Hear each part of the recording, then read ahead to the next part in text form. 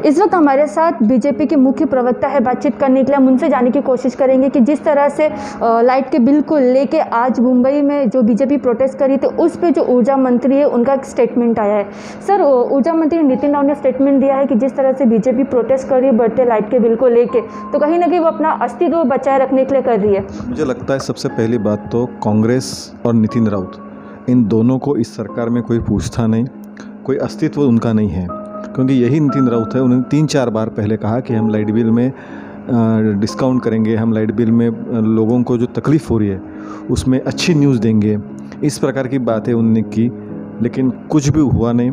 आज भी लोगों को लाइट बिल कनेक्शन तोड़ने की नौबत आ गई है। MSEB ऐसे डिक्लेयर कर रही है, इलेक्ट्रिसिटी बोर्ड, कि हम जो लाइट बिल नहीं भरेगा उसका कनेक्शन तोड़ा जाएगा।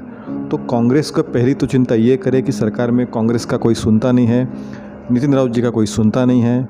तो हम तो जनता के लिए, हम तो पहले दिन से हम जनता के प्रति साथ खड़े हैं, जनता के लिए खड़े हैं और जनता के लिए संघर्ष हमेशा करेंगे। कांग्रेस और राउत जी का अस्तित्व इस सरकार में है क्या, ये इसकी चिंता वो ज़्यादा करें। सर, जिस तरह से आज है ना शिवसेना प्रोटेस्ट कर रही थी पेट्रोल और डीजल के लाइट के बिल को लेके, तो कहीं नहीं उन्होंने केंद्र सरकार पे भी निशाना साधा है। मुझे लगता है अगर जनता के प्रति सचमुच इतनी आस्था उनको है तो पहले जाके महाराष्ट्र सरकार ने जो 2 बार, पिछले 1 साल में 2 बार पेट्रोल और डीजल पे वैट और सेस बढ़ाया, वो कम करे।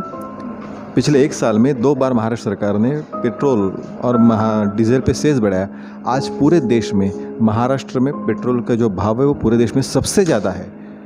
वो जो बढ़ा है वो तो कम से कम करे, वो तो कुछ करने वाले नहीं हैं और सिर्फ केंद्र की तरफ करने। ये महाराष्ट्र एकमात्र ऐसा स्टेट है जिन्होंने किसी को पैकेज नहीं दिया। बाकी सारे स्टेट ने, सेंटर ने तो बहुत सारे पैकेज दिए, सबको दिए, बाकी स्टेट्स ने भी दिए, लेकिन महाराष्ट्र एकमात्र ऐसा स्टेट है कि जिन्होंने कोरोना के पीरियड में कोई पैकेज नहीं दिया। तो इसीलिए ये सारा देखते हुए ये तो नौटंकी करने के बजाय सचमुच अगर उनको जनता के प्रति आस्था है तो पेट्रोल डीजल में जो सेस और वैट लगा है वो कम करे। सर, बीजेपी जिस तरह से शर्जील उस्मानी को लेके आंदोलन कर रही है, उस पर FIR भी हो गया, तो आगे की क्या रणनीति रहेगी और क्या चाहेगी बीजेपी? उसको तुरंत अरेस्ट, हम लगातार मांग कर रहे हैं, उसको तुरंत अरेस्ट किया जाए, जहां वो है वहां उसको अरेस्ट किया जाए और उस पर कड़ी से कड़ी एक्शन होनी चाहिए। भारतीय जनता पार्टी की मांग है और हम लगातार उसके पीछे वो मांग हम लगा के रखेंगे। सर, एक आखिरी सवाल है कि जिस तरह से महाविकास आघाड़ी में अब जो विधानसभा के स्पीकर है उन्हें अब महाराष्ट्र प्रदेश अध्यक्ष बना दिया गया, तो इस पर बीजेपी किस तरह से देखती है? नहीं, मुझे लगता है ये सबसे पहली बात तो ये कांग्रेस का अंदरूनी मामला है, लेकिन फिर भी इस सरकार में कोई विचारों के लिए, कोई उद्दिष्टों के लिए, कोई विकास के मुद्दों पे एक साथ नहीं आए हैं। ये वापस एक बार पता चल गया, क्योंकि जैसे ही उनका इस्तीफा आया तुरंत NCP ने कुछ स्टेटमेंट किया। तो ये केवल सत्ता के लिए एक साथ आए हुए हैं, इनके प्रति कोई महाराष्ट्र का विकास, जनता का भला, ये कोई सोच उनके पास नहीं है।